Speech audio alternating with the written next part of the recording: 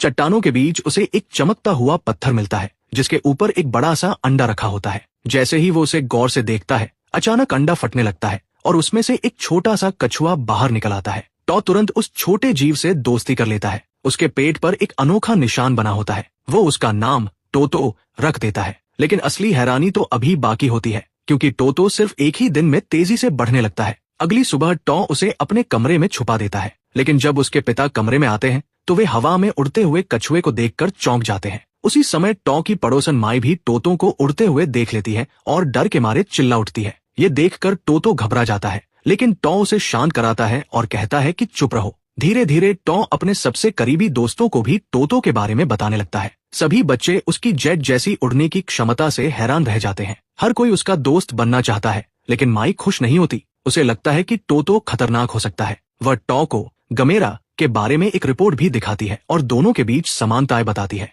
खासकर उड़ने की शक्ति। माई उसे चेतावनी देती है कि ये सिर्फ एक पालतू जानवर नहीं है, ये एक काइजू बन सकता है। लेकिन टॉ इस बात को मानने से इनकार कर देता है। उसे पूरा विश्वास होता है कि टोतो कभी गमेरा नहीं बनेगा। कुछ ही दिनों में टोतो इतना बड़ा हो जाता है कि उसे घर में छुपाना नामुमकिन हो जाता है। तब टॉ और उसके दोस्त उसे एक गुप्त ठिकाने पर ले जाते हैं। बच्चे हैरान होते हैं, लेकिन माई अब भी डर से भरी होती है। एक दिन वह टॉ को समझाने की कोशिश करती है। उसकी आवाज भावनाओं से कांप रही होती है। वो कहती है कि वो हमेशा उसके साथ नहीं रह पाएगी और पूछती है कि वो उसकी बात क्यों नहीं समझ रहा। इतना कहकर वो रोते हुए वहां से भाग जाती है और टॉ को उलझन में छोड़ देती है। अगले दिन उसे सच्चाई का पता चलता है। माई स्कूल जा रही होती है और उसके माता पिता उसकी सेहत को लेकर बहुत चिंतित होते हैं। असल में उसकी हार्ट सर्जरी होने वाली होती है और जरा सी गलती उसकी जान ले सकती है। ये सुनकर टॉ अंदर से टूट जाता है और अपनी माँ के बारे में सोचने लगता है। उसे एहसास होता है कि वो उसे कितना मिस करता है। फिर वो वही लाल चमकता हुआ पत्थर निकालता है जो उसे टोतो के अंडे के साथ मिला था